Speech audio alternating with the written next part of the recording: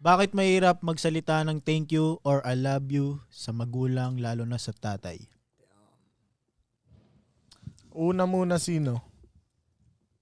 Anong una muna sino? Sino sasagot? Ikaw na. Ikaw na to Ikaw nasa na. mic eh. Di ka siguro naturuan, no?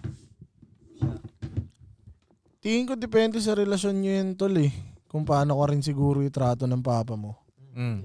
Tingin ko kasi kung okay naman yung relationship mo, ako, takot ako sa tatay ko dahil di ako nag-I love you kasi alam kong mali yung mga ginagawa ko nung binata pa eh. So parang parang mag-I love you, blah blah blah. Alam mo, syempre, okay. ano ka pa? Rebellious. Nasa rebellious stage ka pa eh. Ka-wasted youth, Pero pag pag laki mo naman tol, ma-appreciate mo yan siya kasi putay na tol, ang tawag dito, very mainstream yung onti na lang ang time nila sa mundo. Kaya mag-I love you ka na pre kasi hindi mo na rin masasabi yan pre. Yun lang. Pero totoo nga, no? Parang hindi siya masyadong... Sa bagay, takina sa mga babae ko nga. Hindi tayo nag-I love you eh, no? Diba? Pero sa bagay, magulang mo yun. Pero bakit nga ba parang hindi siya madaling sabihin para sa ating siguro mga dahil lalaki. wait, yung mga babae ba? Dahil lalaki tayo, no? I love you talaga yung mga Pag yung mga babae, kaya nilang sabihin malamang, no? Siguro, fit no? yung mga yun eh, di ba? Yata. Di ba pag babae nga ang anak mo tol, sa tatay ang eh. Oh. Sa tatay malambing eh. Oo. Pag lalaki naman anak mo sa nanay. nanay, Ganun siya eh. Gender. Oh. Kaya tingin ko, hindi ka rin basta hindi rin man mabilis lumabas yung I love you sa nanay mo bagay. I love you ka ba sa nanay mo? Oo. Sinasabi mong words talaga? Oo. Ganun? Okay. Wala lang. Ganun akong tao eh. Kahit ganyan ka na, malaki? Oo. Anong malaki pre? Kahit both ways. Sucks lang bro. Ano lang. Malaki sa age at sa Anyway, ikaw naman, Ives. Ito pa gano'n. Paborito mo talaga Kasi ako maganda ngayon ka sa ng color na rainbow mo pare. Galing sa Rescue Life Everyday. Everyday. Unreleased Dead Stock. Ay, ba to? Isa lang yan. Vintage. Anong tawag dito?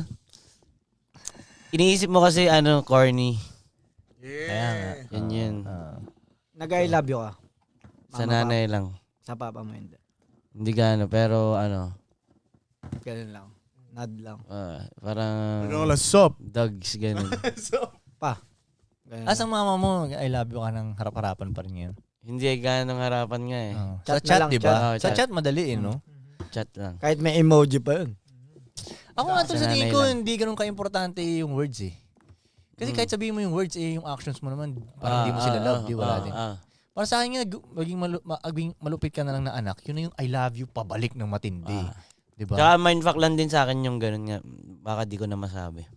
Bakit no? Parang, parang ngayon Basta yun din lang ako ang napaisip, yun yung bakit nga ba? mabigat na reason. Baka di na nila marinig eh.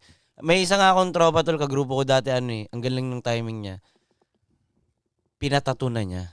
Kaysa ipatato niya ng patay na, hindi na nakita nun. Gets. Inunahan niya na. Inunahan niya, G. Gets. Kasi baduy eh, di ba?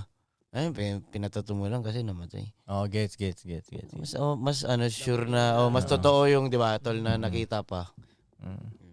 Ako ba sa akin, mas importante na ikaw bilang anak, lupitan mo na lang sa life na tipong mapaproud sila parents mo ba, di ba? Kaya hindi sila sang-ayon dun sa Pagaanin mo yung sa, worry. sa way na dinaanan mo. Pero bandang huli kasi mga parents ganun din eh. May proud din sila eh. Parang yan Pag mo lang silang bigyan ng sakit ng ulo. yun, wag bigyan sakit ng ulo. Basically, yun lang yun eh. At yung tipong, let's say may mangyaring hindi maganda, kaya ka nilang takbuhan. Di ba? Na ano ba?